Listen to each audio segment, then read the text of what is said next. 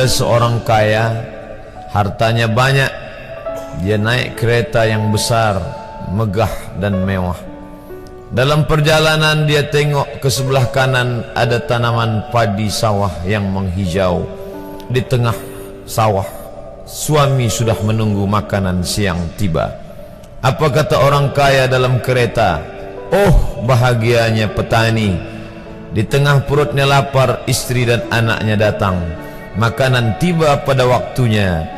Air minum dapat menghilang dahaga. Lapar hilang, rindu pun sirna, karena istri dan anak ada di sekitar dia.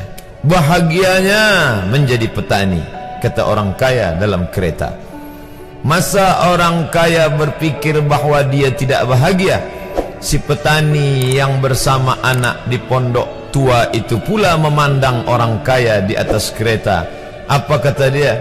Betapa bahagianya orang kaya naik kereta, sedangkan aku hanya duduk di pondok yang tua. Maka pada hakikatnya manusia ini dua-duanya tak bahagia. Lalu sebenarnya bahagia itu di mana? Ada seorang anak yang sedang belajar di college university. Maka dia berkata, alangkah bahagianya kalau saya dapat BA. Selepas dia dapat ijazah BA, lalu dia berkata, aku tak bahagia. Alangkah indahnya bila dapat master. Manakala dia dapat master, dia berkata, oh, betapa bahagianya kalau dapat PhD. Selepas PhD dia berkata, susahnya PhD, belum juga dapat kerja. Selepas dapat kerja dia berkata, alangkah bahagianya kalau menikah. Selepas menikah dia berkata, aku tak bahagia sebab orang selalu tanya, dah punya anak apa belum?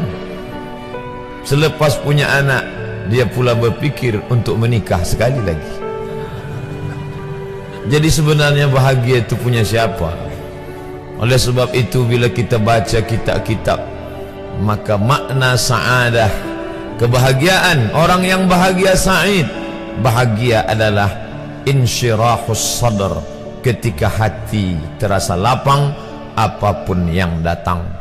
Kalaulah pelajar yang mendapatkan BA itu hatinya lapang, tentu dia bahagia.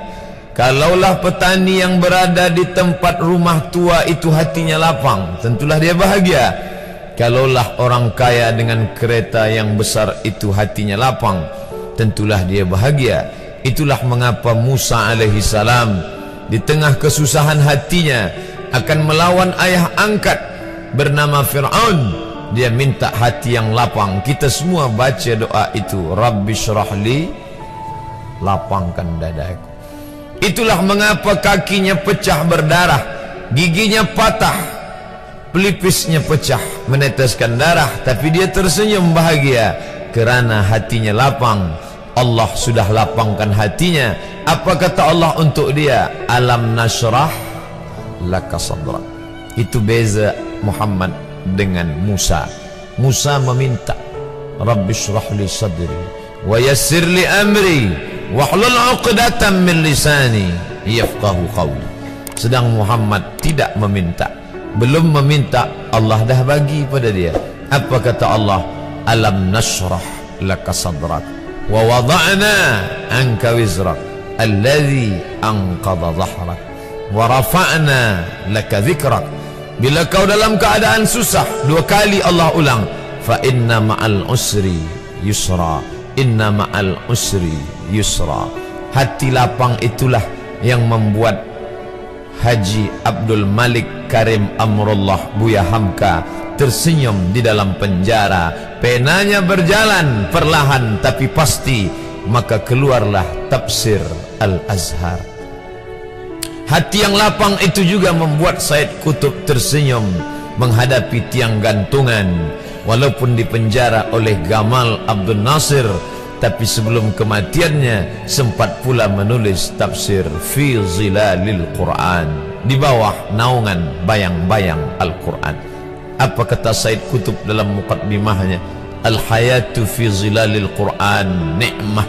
Hidup di bawah naungan bayang-bayang Al-Quran itu nikmat. La ya'rifuha illa man zaqaha. Tidak ada yang boleh mengetahuinya kecuali orang yang pernah merasakannya. Maka bahagia adalah ketika hati terasa lapang.